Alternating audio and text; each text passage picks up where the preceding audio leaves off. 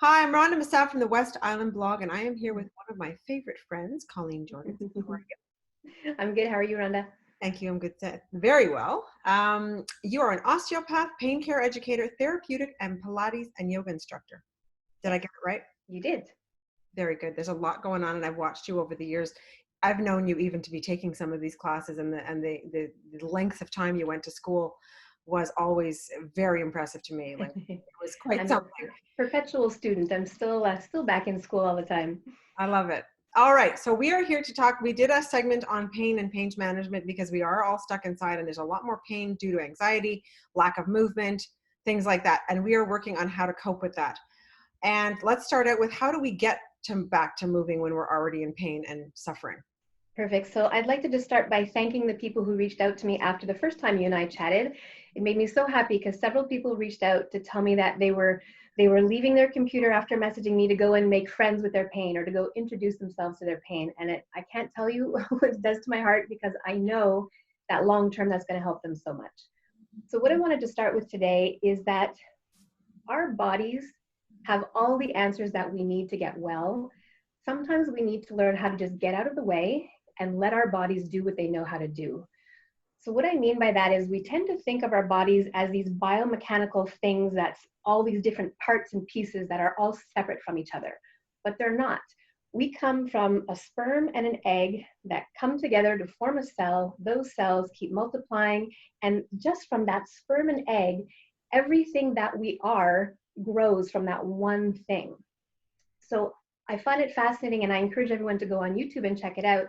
If you look up the growing embryo to see how we develop from the sperm and the egg to what we are here, one of the things that always fascinates me is that our limbs, our arms and our legs, we kind of think that maybe they're stuck on at the end, but what actually happens is the fingers and toes grow first, and then the rest of the limb is grown like this, which is quite fascinating, and it completely changes the way that you approach movement if you can understand and get that visual. So, we tend to think that our bodies are working against us when we're dealing with something chronic. But I just want to bring people's attention to the fact of how many things are working for us all the time. So if you think about it, all day, every day, 17 to 30,000 times a day, our lungs are breathing for us. Whether we do a breathing exercise ever in our lives, our lungs will continue breathing for us all day long. Our heart is constantly beating and sending oxygenated blood to our whole system without us having to do a thing. We take food in through our mouths, and somehow the digestive system coordinates together, and it knows how to take the nutrients, the minerals, the enzymes, the vitamins that we need, and at the same time, it knows how to filter out and get rid of what we don't need. I mean, it's fascinating. It's quite amazing.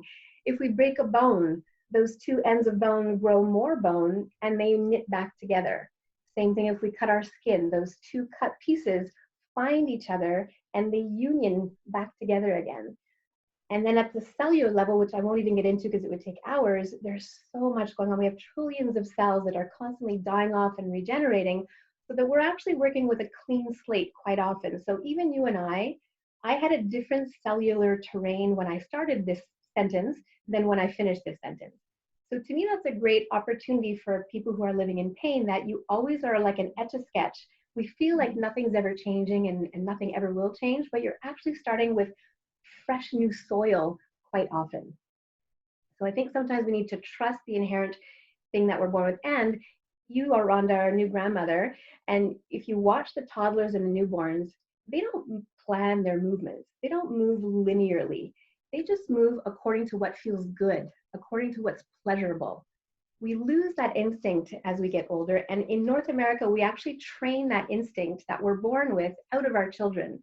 So if you think about it, from a very young age, we teach our kids that they have to sit still when they're in school, when they're in their place of worship, when they're eating a meal, when they're in company. So all those intuitive movements that normally kids are there, they're stretching, they've got a leg up by their ear all of a sudden as they're chatting. We teach them that they should not listen to that. And so now we become adults who are maybe in pain or dealing with a chronic issue, and we need to be relying on our instincts, but we've dampened those instincts. We've trained them out of ourselves. So the good news is that we can relearn them. Those instincts are kind of like skills that we can relearn. I love it. Yeah, me too.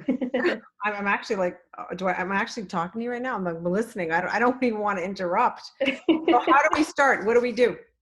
So one of the things that I think is really interesting is that, and it's not even just people in pain, it comes back to not listening to anything.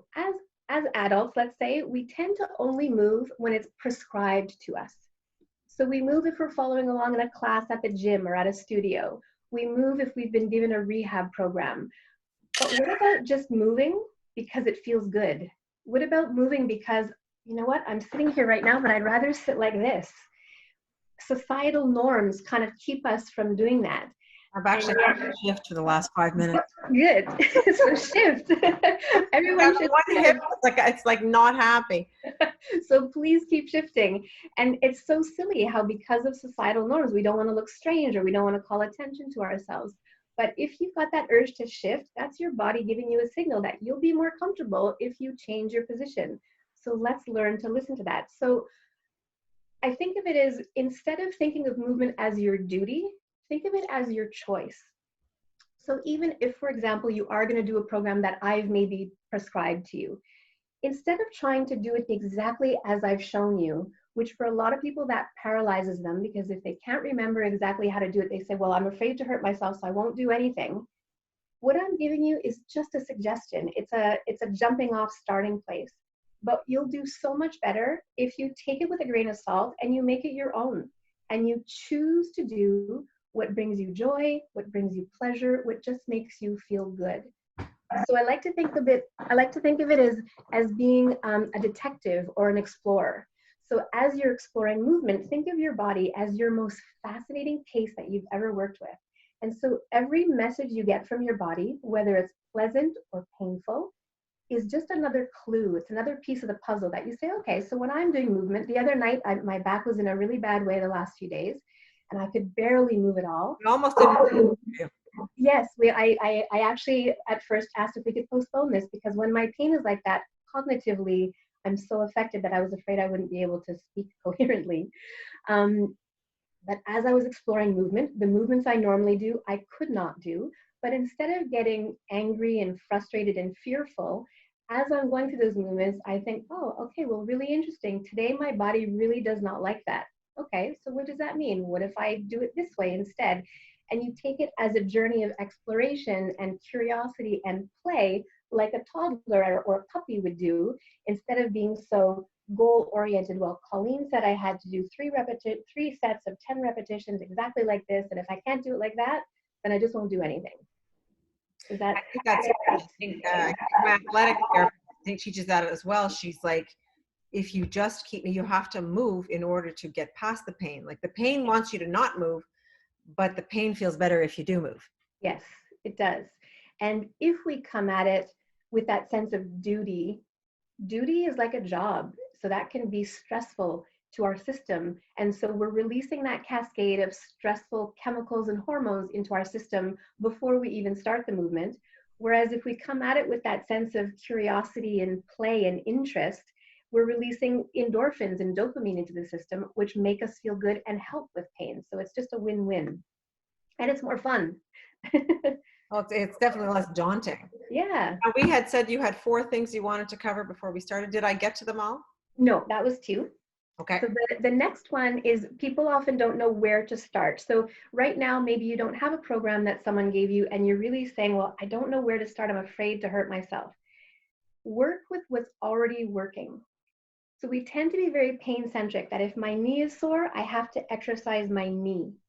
And sometimes maybe you do, but oftentimes it's actually much better to start somewhere very far away from where your pain is, because if you think again about that embryo, that we are grown from a sperm and an egg, that builds our entire thing that is us. So if you gain movement anywhere in the body, it will give movement everywhere in the body. So I'll give you just a quick example. When at the beginning of my journey with pain a decade ago, there were 6 weeks when I could not move my head, my torso, my legs. I could only move my hands for 6 weeks. I lay on the floor and I could only see the ceiling. So what I did for hours and hours and hours was I explored little movements of my fingers and my hands. I built that into my wrists and my elbows. And knowing that even though it's my spine that's not able to move right now, if I gain movement anywhere in my system, it will help every other part of my system. Okay. Okay. And then the last thing, Rhonda, that I wanted people to take away from this, there's a misconception about how pain works in the body. So we don't have pain fibers anywhere in the body. And that's something that's newer information for us in the last 15 years or so. So that means that when you do something that injures your tissues, let's say you hurt your shoulder, whatever, let's say your shoulder gets pulled back and you feel a pain there. We used to think that it's because we damaged the pain fibers that were in the shoulder. We now understand that that's not the case. We have sensory neurons called nociceptors, and you don't need to know that word, but essentially they're like alarm bells or danger detectors. So when they get woken up, that turns into an electrical signal that will go to the spinal cord. Spinal cord decides, is this important enough to send up to the brain? If it does, it goes up to the brain. We still don't feel any sensation yet. Once it gets to the brain has to decide based on everything that's ever happened to you in your life, not just physical, but every emotional, psychological, absolutely everything you have lived in your life and everything that's surrounding you in the moment that you hurt your shoulder. And it decides, is this dangerous for my person? And if it decides yes, then it will send signals down the spinal cord and upregulate those signals, which then we will feel a sensation of pain. Or it will do the opposite. If the brain decides, no, you know what, this is not dangerous to my person, it sends a different set of chemicals to down-regulate the signals, and then we don't feel a sensation of pain. And the good news about that is that by us changing our mindset, changing our environment, approaching movement with a sense of curiosity and play instead of a sense of duty, getting in contact with our natural instincts, being positive, all of these things, we can help change the story up where the brain is deciding whether it's dangerous or not. And if we can alleviate some of the danger through our emotions, our mindset, etc., then we can help the brain decide, no, you know what, this is not dangerous for my person, so I'm not going to give them pain at this moment. Okay. So it gives us a lot of power. It's very interesting. And it's actually all, like you said at the beginning of this, it's all what we were designed to do. It's all, our bodies know how to do it. And it's the external factors that start to interrupt that, you know, the environment, the external stressors, technology, all of that takes us more and more outside of our natural instincts. So because we're on the computers more these days, just be aware that, okay, that takes me outside of my body, but then I need to complement with something that brings me back inside my body, because it's all skills that are trainable. Okay. And how do we get in touch with you? So I've started a YouTube channel during this COVID thing. It's under my personal name, Colleen Jorgensen, and I have over 50 practices on there. I'm actually in the process now of building an online program that will have things like what I've put on YouTube, but with a lot more of the educational portion as well, and a lot more guidance about what to do when. So that's called Discover to Recover. So keep your eyes open for that. It's not ready yet. Okay, so everyone touch me on YouTube, Colleen Jorgensen. On YouTube or on Facebook, also under my personal name, or my email address, which is COLJORGENSEN13@gmail.com. Perfect. And then last thing, Rhonda, on May 13th, Wednesday of next week, I'm going to be teaching for Pain BC. Pain BC has a series right now called Gentle Movement at Home, which is all with pain care educators. So it's live on Wednesday, but you can always access it on their Facebook website or their YouTube channel, which is Pain BC Gentle Movement at Home. Okay, perfect. If you can shoot me the event link, I can add it to the West Island blog page. Perfect. Thank you. Okay. All right. Perfect. So we'll look forward to that next Wednesday. And we have another video coming up with questions that you've received. So please don't be shy to put questions in the comments. Colleen will be looking for future videos, but we have something set up for the next session already done. Thank you so much, Rhonda, for giving me this platform. It's reaching a lot of people and I really appreciate it. Thank you so much. Have a great one. Stay safe. You too. Thanks.